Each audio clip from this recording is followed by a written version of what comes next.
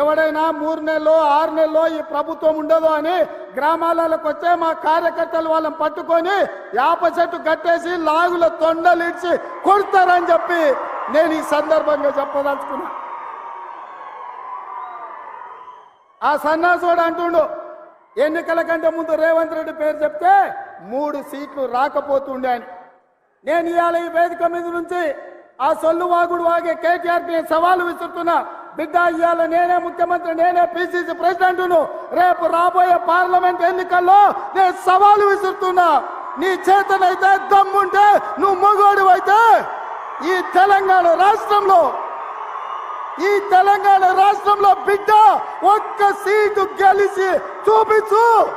నీ అయ్యా నువ్వు వస్తావో నీ అయ్య వస్తాడో మా కార్యకర్తలు చూసుకుంటారు. బిడ్డ, నువ్వు అనుకుంటున్నావా అల్లా తప్పగాడని?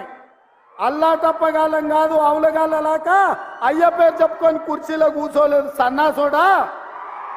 కింది నుంచి కార్యకర్తగా కష్టపడి జెండాలు మోసి లాఠీ దెబ్బలు విని నీ అక్రమ కేసులు ఎదుర్కొని చెర్లపల్లి చెంచల్గూడ జైల్లో మగ్గినా భయపడకుండా లొంగిపోకుండా నిటారుగా నిలబడి నిన్ను, నీ అయ్యను, నీ బావను బొందబెట్టి ఇవాళ కుర్చీలో కూర్చున్నాం.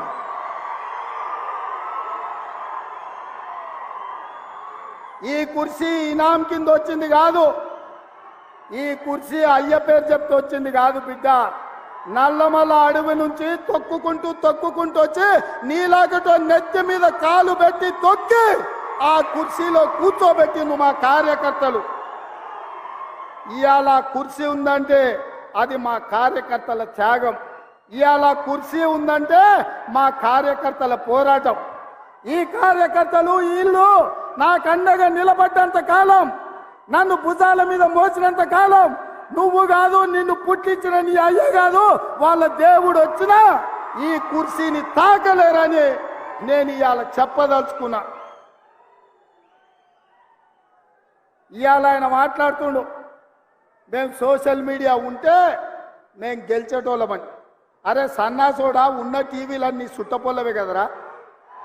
మాకేమన్నా టీవీ ఉందా? మాకేమన్నా పేపర్ ఉందా? మా అయ్య చూపించుకోవడానికి ఏమన్నా టీవీ ఇచ్చిండా? రాసుకోవడానికి ఏమన్నా పేపర్ ఇచ్చిండా? సొల్లువాగుడు వాగడానికి మాకేమన్నా మైకులు ఇచ్చిండా? సాయంత్రం పూట సేద రీయడానికి జూబ్లీహిల్స్లో సినిమా వాళ్ళ గెస్ట్ హౌస్లు ఏమన్నా మాకు ఇచ్చిండా?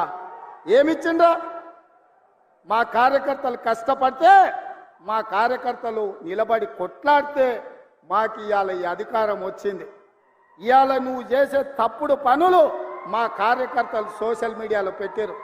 మాకు ఆ ట్యూబ్ అక్కర్లేదు, ఈ ట్యూబ్ అక్కర్లేదు, ఏ ట్యూబ్ అక్కర్లేదు. బిడ్డ, నీ ట్యూబ్ లైట్ వలగొట్టే బాధ్యత మాత్రం మేము తీసుకుంటాం. ఆయన చివరికి దివాలా చెడి యూట్యూబ్ ఛానల్ పెట్టుకుంటామంటుండు. అట్లనే కృష్ణానగర్లో ఏదైనా బ్రోకర్ దందా కూడా పెట్టుకో. అది ఇది 2 కలిస్తే బాగానే నడుస్తుంది నీ వ్యాపారం. ఇప్పటికి కూడా సిగ్గురాలే. వాళ్ళ కుటుంబం తోసుకుంటే తెలంగాణ ప్రజలు చెప్పు తీసుకొని కొట్టినరు అనే సంగతి ఆయనకు అర్థం కాలే. 10 ఏళ్ళు అడవి పందుల్లాక చెరుకు తోట మీద పడి అడవి పందులు తిన్నట్టు మా వికారాబాద్ పరిధి తాండూరు ప్రాంతంలో పల్లి చేను వేసుకుంటే అడవి పందులు రాత్రిపూట చేను మీద పడితే ఆ పంట కాపాడుకోనికి మా రైతులు కరెంటు తీగలు పెట్టి కాపాడుకుంటారు. అట్లనే తెలంగాణ ప్రజలు అడవి పందుల్లాక తెలంగాణ మీరు తెగమెక్కుతుంటే కరెంటు వైర్లు పెట్టి మిమ్మల్ని కరెంటు తీగలకు బలిచ్చి ఇవాళ కాంగ్రెస్ పార్టీని అధికారంలోకి తీసుకొచ్చారు. అందుకే మిత్రులారా, ఇవాళ నేను ఒక్క మాట చెప్పదలుచుకున్నా. సోనియమ్మ మాట ఇచ్చిందంటే అది శిలా శాసనం. సోనియమ్మ గారు ఏదైతే మాట ఇస్తే అది శిలా శాసనం. ఆ శిలా శాసనాన్ని అమలు చేయడానికి మా ఊపిరి పోయినా మా రక్తం దారబోసైన అమలు చేసే బాధ్యత నా మంత్రివర్గం, నా మిత్రులందరూ కలిసి తీసుకుంటాం. ఇవాళ ఇచ్చిన మాట నిలబెట్టుకోవడానికి కాంగ్రెస్ పార్టీ సిద్ధంగా ఉంది. అందుకే 6 గ్యారంటీలలో డిసెంబర్ 9 నాడు ఆర్టీసీ బస్సు, రాజీవ్ ఆరోగ్యశ్రీ అమలు చేస్తే ఇవాళ మా పేదలకు ఆనాడు కట్టెల పొయ్యితో కన్నీళ్లతో క్యాన్సర్ వచ్చి చచ్చిపోతున్న ఆడబిడ్డలకు ఆ ఎల్ల యూపీఏ ప్రభుత్వంలో సోనియమ్మ దీపం పథకం ద్వారా గ్యాస్ పొయ్యి సిలిండర్ ఇచ్చి 400కే ఆ ఎల్ల సిలిండర్ ఇచ్చింది. కానీ నరేంద్ర మోడీ అధికారంలోకి వచ్చి కేసీఆర్ అధికారంలోకి వచ్చిన తర్వాత 400 రూపాయల సిలిండర్ 1200 రూపాయలు చేసి మా పేద ఆడబిడ్డలను దోసుకుంటుంటే సోనియమ్మ రంగారెడ్డి జిల్లాలో తుక్కుగూడలో మాట ఇచ్చింది. అధికారంలోకి వచ్చిన వెంబడే మా వాళ్ళకు ఆదేశాలు ఇస్తున్నా 500కే సిలిండర్ ఇస్తామని సోనియమ్మ మాట ఇచ్చింది. ఆ అమ్మ సోనియమ్మ ఇచ్చిన మాటను దృష్టిలో పెట్టుకొని ఇవాళ చేవెళ్లలో ఈ గొప్ప పథకాన్ని ఆమె బిడ్డ మన నాయకురాలు ప్రియాంక గాంధీ గారి చేత ప్రారంభించాలని ఈ ఏర్పాట్లు అన్నీ చేసుకున్నాం. మిమ్మల్ని అందరినీ ఆహ్వానించినాం.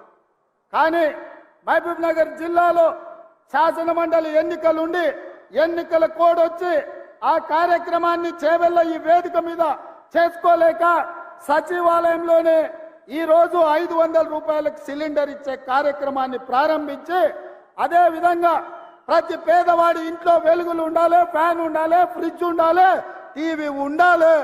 ఆ టీవీలకు ఉచితంగా కరెంటు రావాలి అని ప్రతి పేదవాడికి 200 యూనిట్లు తెలంగాణ రాష్ట్రంలో ఉన్న ప్రతి కుటుంబానికి ఉచిత కరెంటు ఇవ్వాలి అని ఇయ్యాలనే ప్రారంభించినాం.